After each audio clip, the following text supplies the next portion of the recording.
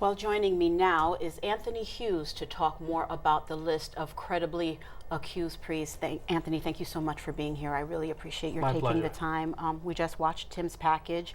You are a survivor of sexual abuse, and you're also a member of the Diocese Survivors Advisory Committee. Please share your story. My story obviously was I was a victim of abuse by a priest back in the 80s and early 90s, I would guess. You don't remember those dates too well. Of course not. Um, Was it something that began right away? Were you able to identify immediately that this was not right? no, it Okay. hides.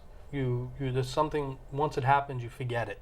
You don't want to realize that some trauma had happened to you. And growing up from a very poor family, the priest was very helpful to my family. So he was like Jesus Christ entering our home at the time.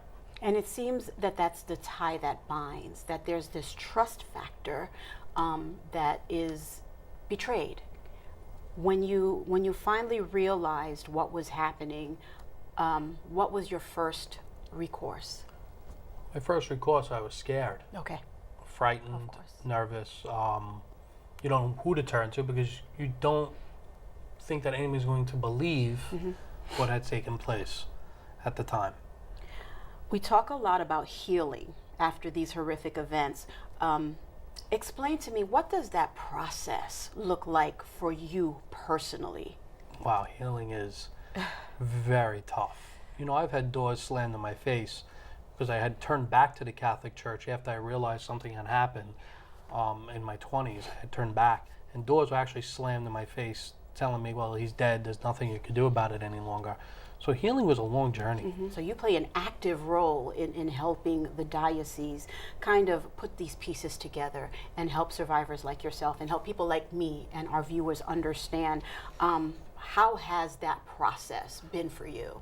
Actually, what I do is every once in a while I get a call to speak to another victim on how to deal or try to cope with what's happening and explain what the church is now offering to help get through the disaster that they've been through. Anthony, we now have a list of priests credibly accused of abuse.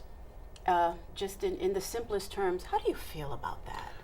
I always have mixed thoughts on that because people who have not come forward, it can actually bring up some bad memories and some bad feelings. And people that it has helped realize now, okay, that this is what's happening, and now the church is not hiding and is now turning the corner to help as much as they can with the names of the priests that were brought out. It does help survivors, but I think people that are victims still, it's going to take some real time. Where do we go from here, though? We have the lists. We see what our diocese is doing. We see what other dioceses are trying to do. Where would you like to see it go from here? What we need to do, we need to educate our current priest to not turn their back on any victim or any survivor that needs to speak. They need to listen to us, they need to hear us, and they need to pray with us and continue along with our journey. It's important they put into their everyday life our journey as well, because their prayers are going to continue to help us.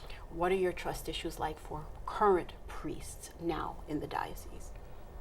I trust them. I mean, I've been around quite a few of them, and they're all on the same page with us. They're doing the right job, and I don't think they're going to cross those lines. All right.